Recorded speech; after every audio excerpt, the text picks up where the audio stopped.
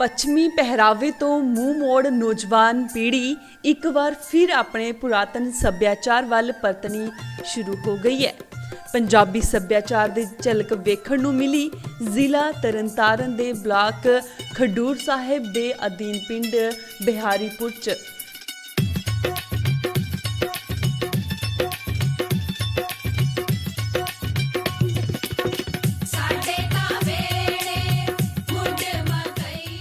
बैल गड्डी ते सवार होके अते किसानी मजदूर संघर्ष कमेटी दा झंडा लगा के आया नानका मेल जदों पिंड दी जूह च पहुंचिया तां लोग तकदे ही रह गए।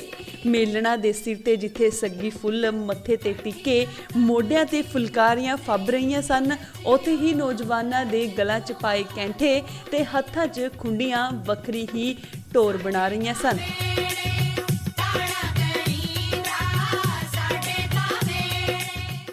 इस संबंधी जानकारी दिंदे हुए विआह वाला लड़का मनदीप सिंह पुत्र स्वर्ण सिंह दे मामा हरी सिंह नरिंदर सिंह माल ने दस्सिया कि वह सवेरे 7 बजे पिंड जसपाल जिला अमृतसर तो बैल गड्डी उपर किसानी झंडा लगा के पिंड बिहारीपुर विखे विआह समागम विच शामिल होने लई आए ने।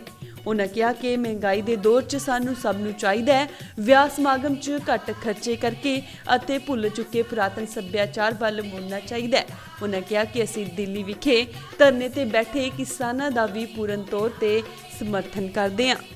बहुत वधिया जी, बहुत खुशी हो रही है इन्होंने देख के, जिन कि बहुत वधिया पुराना सभ्याचार इन्होंने सांभिया वा, बहुत वधिया लग रहा है। किसानी का झंडा भी ला के आए ने, की कहोगे? ये भी बहुत वधिया वा, असीं भी किसान आ ते जो कि इन्हां किसानां दे नाल असीं तुरदे आ ते तुरांगे भी ते बहुत वधिया करन दे, बहुत वधिया है। नौजवानों नूं सेध देना चाहुंदे आ घट खर्चे तो सिंपल विआह करो ते बहुत वधिया पुराना सभ्याचार संभो अपना।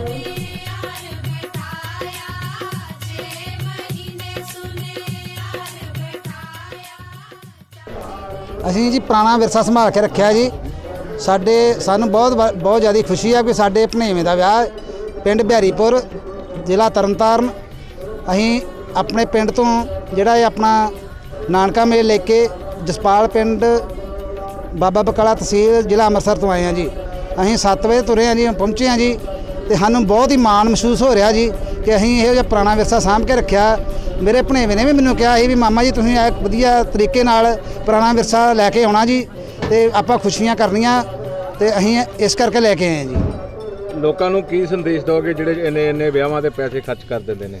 ਜੀ ਮੈਂ ਉਹਨਾਂ ਨੂੰ ਇਹ ਸੰਦੇਸ਼ ਦੇਵਾਂਗਾ ਜੀ ਕਿ ਇੰਨਾ ਮਹਿੰਗੇ ਖਰਚੇ ਨਾ ਕਰਨ, ਕਿਉਂਕਿ ਇੰਨੀ ਮਹਿੰਗਾਈ ਦੇ ਕਰਕੇ ਲੋਕੀ ਕਰਜ਼ਾ ਚੁੱਕ ਕੇ ਬਹੁਤ ਜ਼ਿਆਦਾ ਖਰਚਾ ਕਰਦੇ ਆ ਤੇ ਕਰਜ਼ਾ ਚੁੱਕ ਕੇ ਮੁੜ ਕੇ ਬਹੁਤ ਉਹਨਾਂ ਨੂੰ ਮੁਸ਼ਕਲਾਂ ਆਉਂਦੀਆਂ ਹਨ।